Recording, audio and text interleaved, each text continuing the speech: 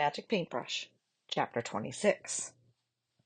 The Tautai descended on her like an army of broken toys. They lurched and lumbered, they flapped in haphazard circles, they gurgled horrible, unearthly noises. In comparison to their fits and starts, Luna moved like a sunbeam, but the Tautai had strength in numbers, and Chen, or perhaps the paintbrush, eager for some originality in these knockoff creations, had gifted many with strange abilities. One spat fireballs and coughed black smoke. Another dripped glowing green spittle that hissed when it hit the floorboards. A third crackled with electricity. A fireball careened at Amy's face. She stumbled out of the way just in time, and the bed covers burst into flame instead. The fire jumped from the covers to a pile of Tautai paintings, consuming each like a rusty morsel. "Give me the brush!" Chen snarled and lunged at her.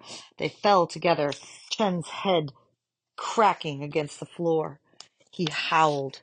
Amy's book bag ripped open. Her sketchbook skittered beneath Chen's bed.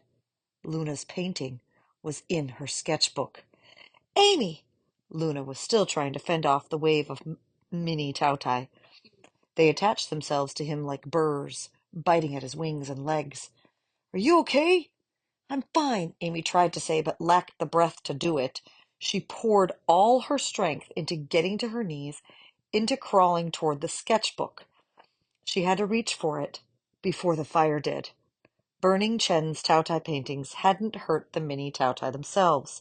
They didn't disappear, or even falter in their attack. But what if the paintbrush broke again? Where would Luna go if he had no painting to return to? Lao Lao said Chen's original Tautai had survived because its painting had survived, which meant Amy absolutely had to save Luna's.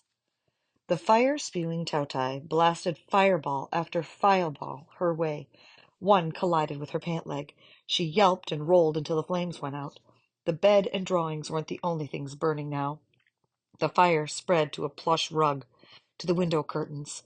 It cracked like a wild animal.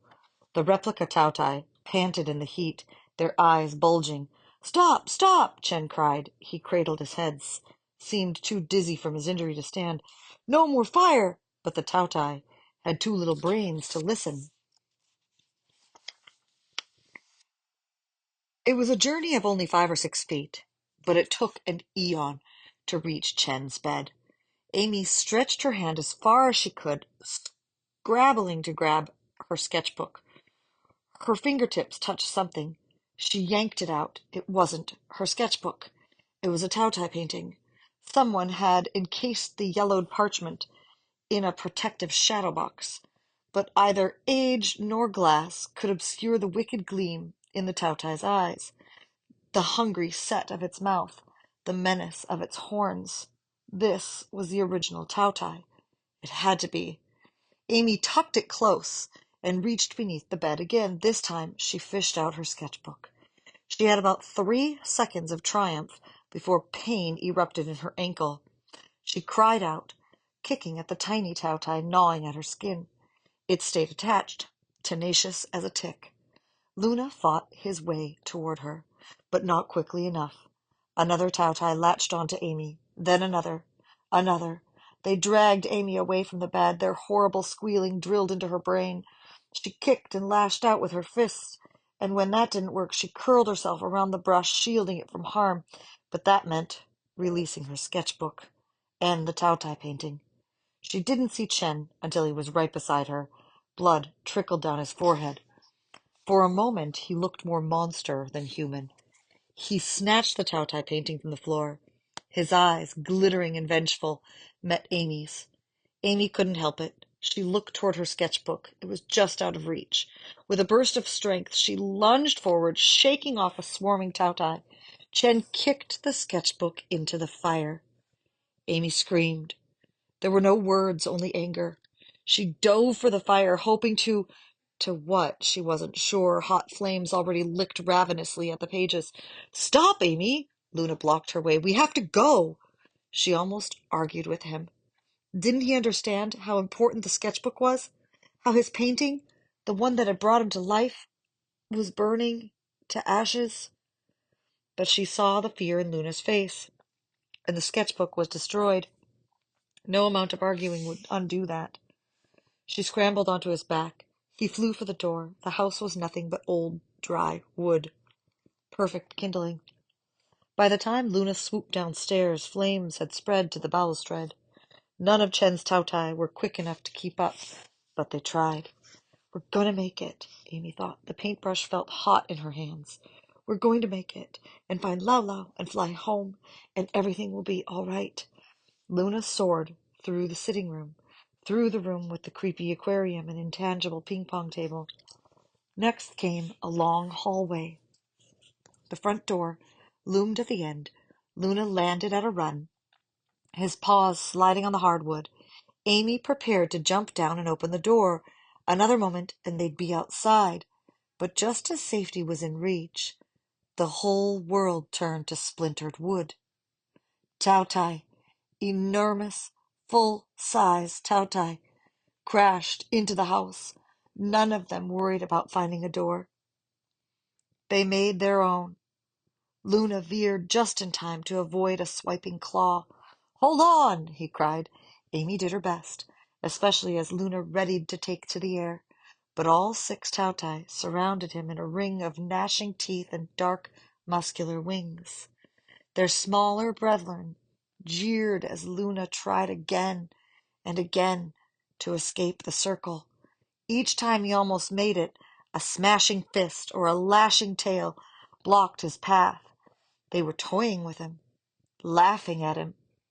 Amy saw stars through the caved-in roof, glimpsed the courtyard through a smashed wall. Could they make it? "Stop fooling around!" Chen yelled at the beast. He'd staggered into the hallway, still clutching the encased Tautai painting. "Bring me the brush!"